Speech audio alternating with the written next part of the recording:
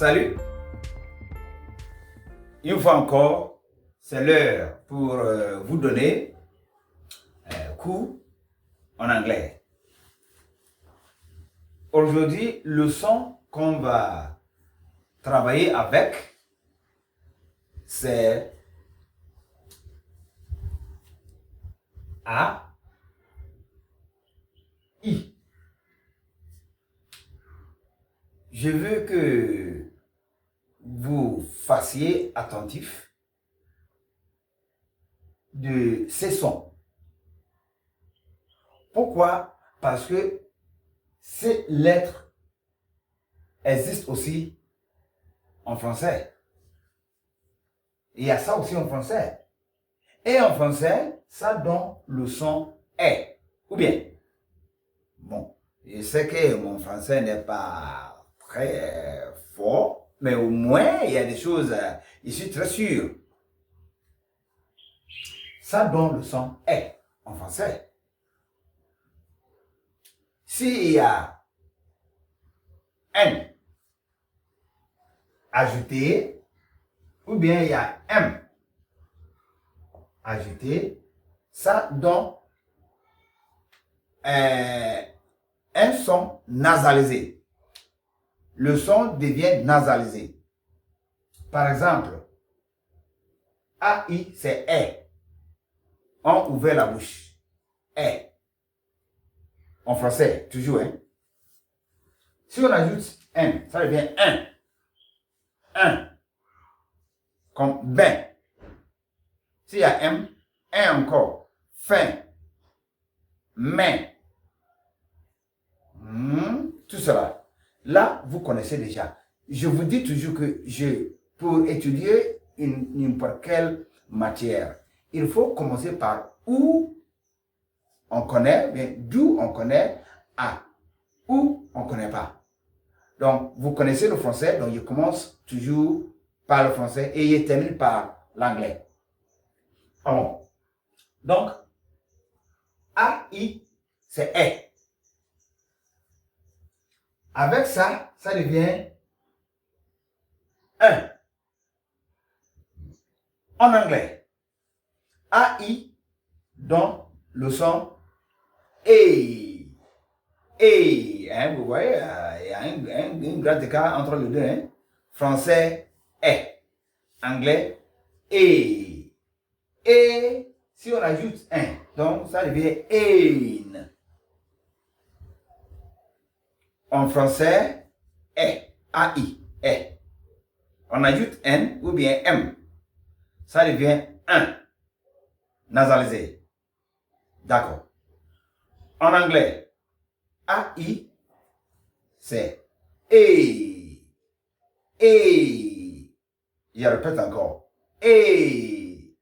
Si on ajoute N, ça devient ein. Si on ajoute T, eight. Si on ajoute P, ape. Si on ajoute, juste comme ça. Ce qui est essentiel, il faut vous rappeler que c'est E. On va faire des exemples. Si j'écris exemple numéro 1. AI c'est E. Avec M, ça devient aim. E. E. Aim. Bon.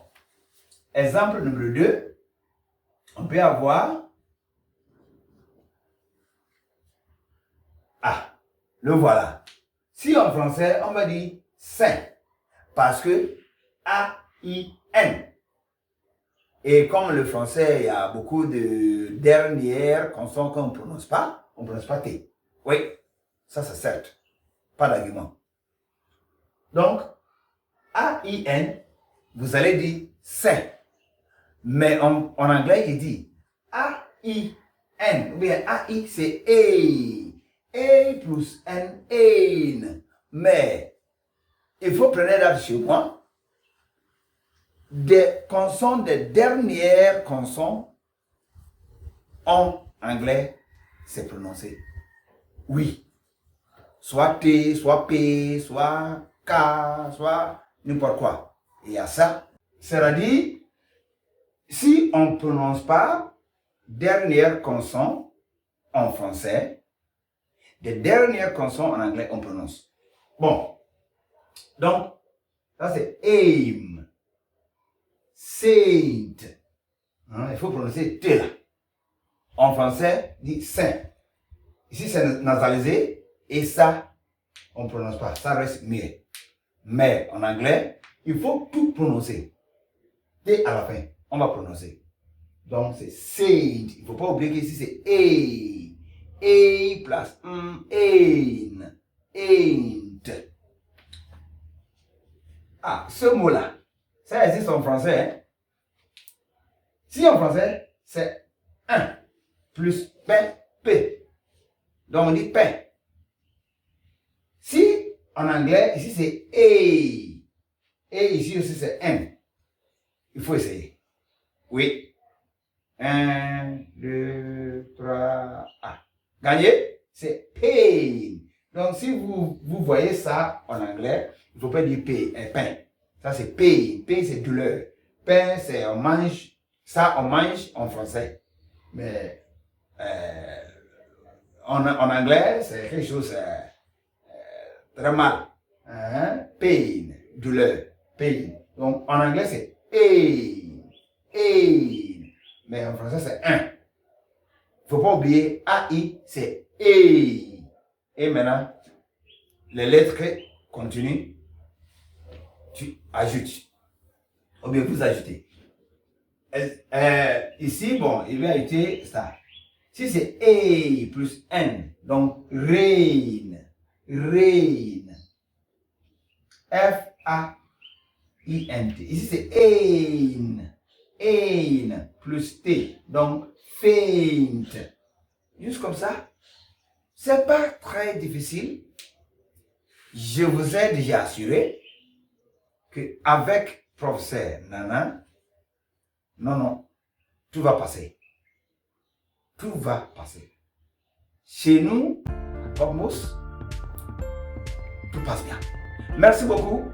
À la prochaine fois. Au revoir.